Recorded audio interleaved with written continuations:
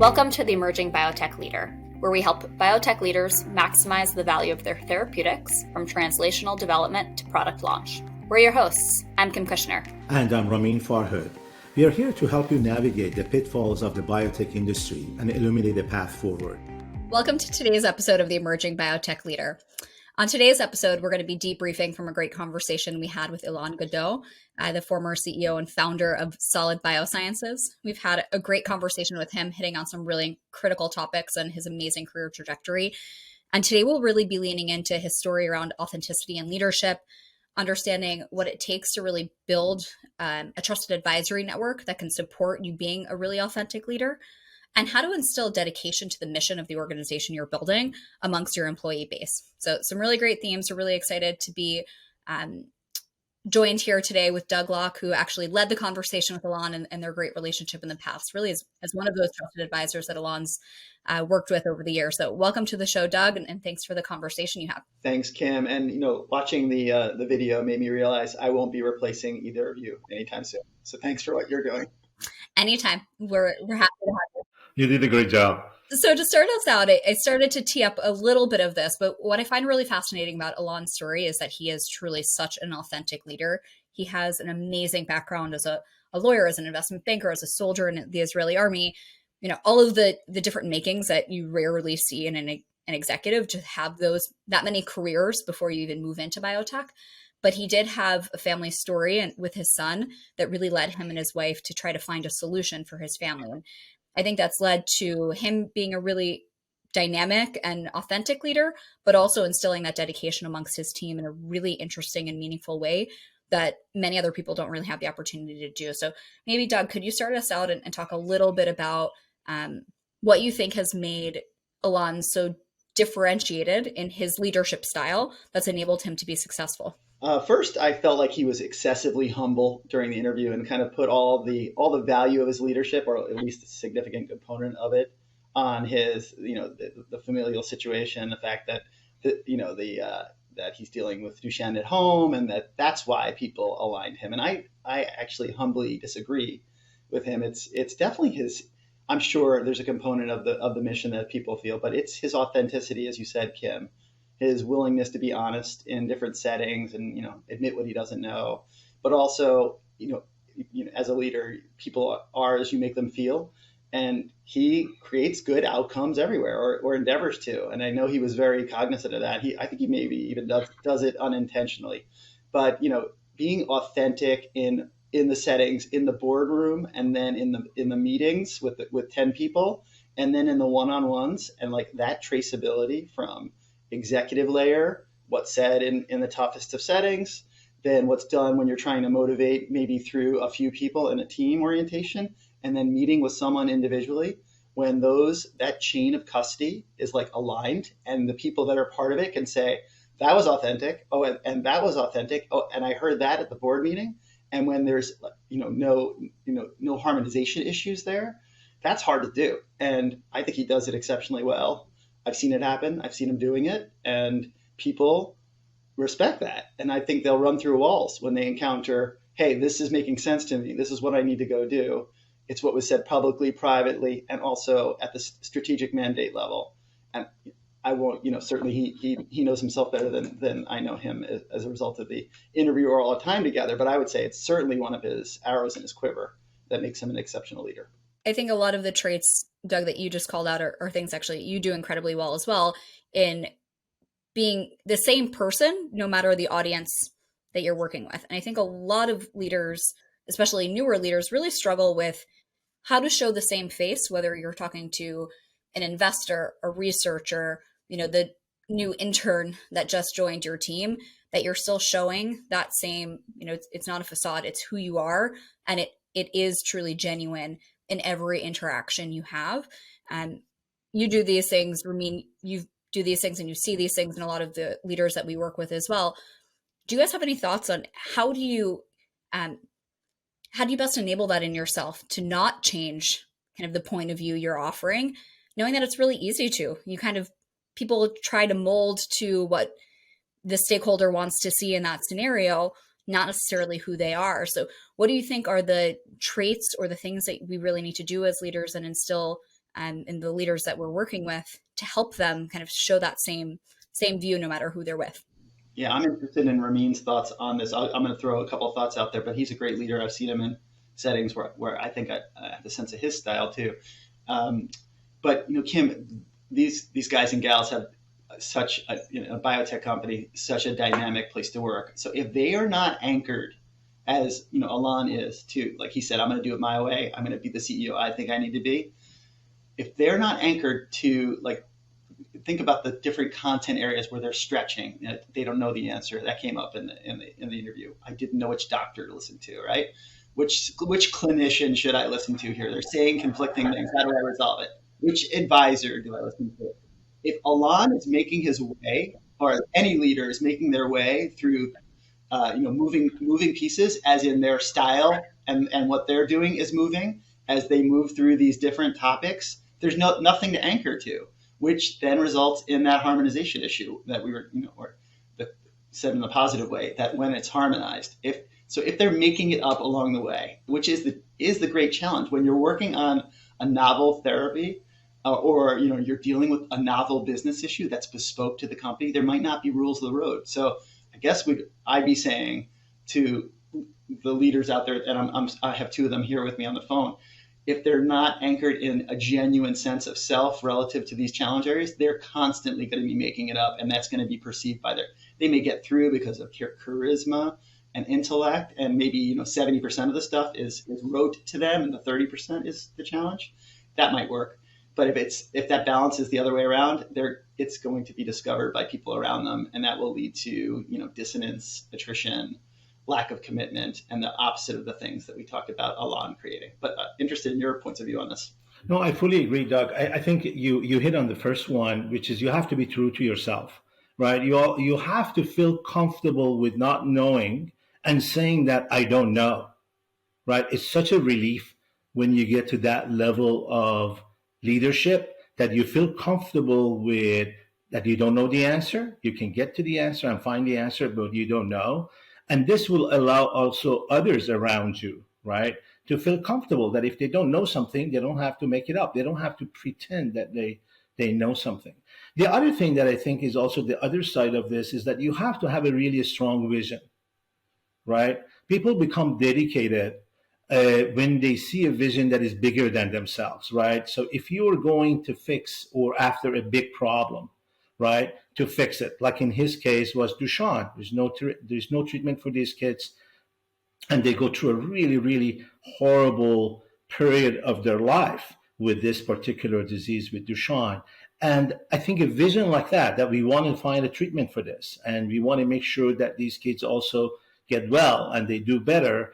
That's something that people can stand behind and get dedicated and kind of push forward. So I think that being true to yourself and having a vision, big enough vision that is inspiring, is the combination of those two, I think, is critical for the success. I would agree. I maybe add, in my experience, it's the self-confidence to know what you don't know, but also knowing who to ask the questions to. And it gets to one of the bigger themes that we were alluding to earlier, that it's really critical to have that trusted network of those people that really can truly be your sounding board, no matter how major or minor the situation is. And so I've seen this in my own career. I've seen this in a lot of my clients and the organizations I'm working with. The leaders they usually don't have all of the answers. It's whether or not they're in a position to be able to admit those things, and knowing for that, 20, 30% of things that they're really not confident in, who can they go to solve for this answer? And when you're charting a completely new course, like you mentioned, Doug, the people you're going to probably don't have a concrete answer to give you, but they do have an objective sounding board to help you get to a solution. And a solution is good enough to instill the confidence back to your team in a direction of where we should go next. And that's really, I think, the mark of a good leader, to be able to bring reasonable solutions that you can work through with your team, you can give reasonable justification for, and you can bring them along for the ride. But that means as a leader, you need to have those people or those organizations or whoever it might be to be able to ask those questions to, and to be a little bit vulnerable in the sense that you don't have all of these answers, and the answer might not be out there, but really be open to having that conversation, that dialogue to try to find an appropriate solution. And I know all of us are, in those advisory situations with a number of different people that we're working with. We rely on a lot of different people, and it's critical to have those positions. And I think Alon specifically called out that he wishes he had built some of those relationships even earlier in his own trajectory in Solid, so that he could really work through some of what he later found as minor missteps along the way. I think we find organizations in a few different use cases where the advisory array isn't stood up. It's a somewhat independent organization. It's second scenario. It's there. But it's used episodically. And maybe somewhat, haphazardly. And I don't want to put a negative spin on it. It could be consistently, but it could maybe not governed in an effective way in the third scenario where it's all around them, and they figured out how to use it from a governance perspective. And we try to advocate for that third scenario. So, I guess Alon talked about he wished he had those advisors earlier. He probably, nurtured them during the course of the company. There's no avoiding that. But, then setting up a structure, so we are going, you talked about, Kim, that 20 or 30%, right? Even if it's 5%, how do we get access to the right people at the right time? And I think that's a little harder to do, even though these organizations have advisory structures like the clinical committees or just the independent advisors, or even the more familial, friendship / leader coaching that most people find. How to set up a rhythm to use that effectively. And, if we had our druthers, we would help the organization kind of bubble up, an honest assessment of what's going wrong or right between two inflection points in the company, and make the best of that advisory array and use it consistently so that the rapport and the interdependencies are worked out. Otherwise, it becomes like idiosyncratic. Maybe it's, good counsel, but it's hard to execute against, and might not be buy-in. So there's a lot to tweaking these advisory arrays so that they actually work for the company. And governance is usually the answer. And people tend to be a little informal with the stuff. So until they have to do it differently, we would advocate for doing it right out of the gate and then leveraging it appropriately. So Doug, to that point, and Elon also mentioned this as well, is how do you surround yourself early on as a new leader, executive, CEO with these kind of people, right? How do you find them? How do you make sure that you're getting the right advice? And the point he was also making that, I don't know, I have doctors sitting on this side and I have doctors sitting on this side, and they're not agreeing with each other. And how do you make sure that you have the right people around you? That is obviously, I think a legit challenge that hits every industry sector, not just life sciences, but it's such a closely knit community. Drug development, and especially if you get to, a rare disease like this, the people that would be helpful around it are usually fairly evident. And I think it's more about, Ramin, mapping to the honest and this ties back to what Suku said in his podcast, mapping to a self-assessment of what you need as a leadership structure. And it may be bigger than the CEO. It might be, clinical advisory for key decisions on major inflection points after a data readout, right? It may be on how to best grow the team in a BD structure that's imminent, right? Like those two things lead to different sets of operational challenges and problems. It's more about the leadership team or CEO being honest about the gap areas, as Suku said he was. And I think Alon too. And then aggregating the appropriate advisors around oneself to really poke at those issues, because the who is usually pretty straightforward. Building to a place of trust could take some time, obviously. So I don't have any magic bullet for how that's curated. But I'm not encountering leaders that don't know who they should go to. I'm encountering leaders that aren't going to them with the kind of time and frequency that they know they need, because it's awkward and challenging, and time is of the essence, and time is scarcity. So anyway, those are the challenges I hear about more, but I could be a little naive here. I don't know if Kim has any ideas. I was also going to push back a little bit in that they generally have, because it's such a small industry, we kind of know who the best people are to pull in. I would say that's largely true for issues unique to our sector.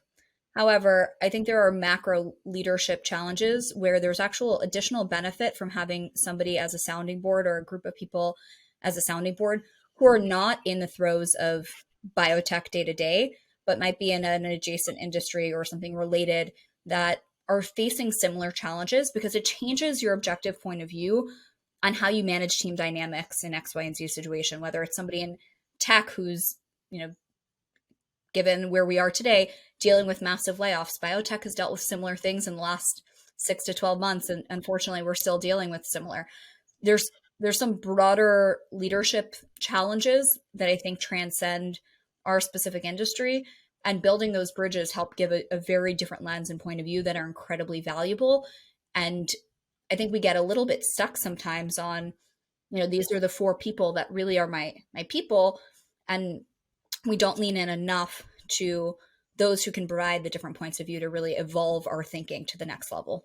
I agree with all that. And there's great people everywhere. To push back on something I said, occasionally, how do you get to some of these people is a challenge. And obviously, there's always ways to leverage partners around you to get to the good people that have an opinion on when it gets to the more aligned areas of scientific advancement, the things we've been exploring. But I think the real problem is like taking the time to be, and Kim, it builds on what you said, that self-assessment piece, knowing what your weaker areas are, and not just rushing past them in the day-to-day and week-to-week stuff that goes, it's easy. Like the board meeting just happened. The next day, people are challenging the new direction, and you're not a great communicator. It's easy to just, smooth past it and say, well, I got to get on to tomorrow's activity, instead of really addressing that. So, rushing past even the areas of self-aware, high effort, low yield for leaders happens, of course, all the time. But that's where the governance can come in. Like if that were a checkpoint, how are we going to communicate this to the organization? We're moving like endpoint. We're changing the clinical program ostensibly here. How are we going to message this instead of just it getting messaged at the next meeting? That's the governance part that I feel like, easily could be improved in most organizations. And it's a common challenge, I think, not just for the CEOs or executive team, but also for others with regards to getting things done faster and faster, right? The world around us is changing fast. There's a lot that needs to get done in a very short period of time. You never have enough time. You never have enough resources. So you're always on go, go, go, go. The best leaders that I've seen are the one that they realize that it's always go, go, go, and they need to move fast, but they still consciously take time to think, to pause a little bit, and have a more of a multi-dimensional view of what's happening, as opposed to always being in the fast pace, moving forward and getting things done. You're already making me feel guilty. I get it. I think we're all guilty of it. Part of it is probably just because it is required, right? Is it requirement of these type of roles? You can't just slow down and think 4 days out of the week and do 1 day out of the week, right?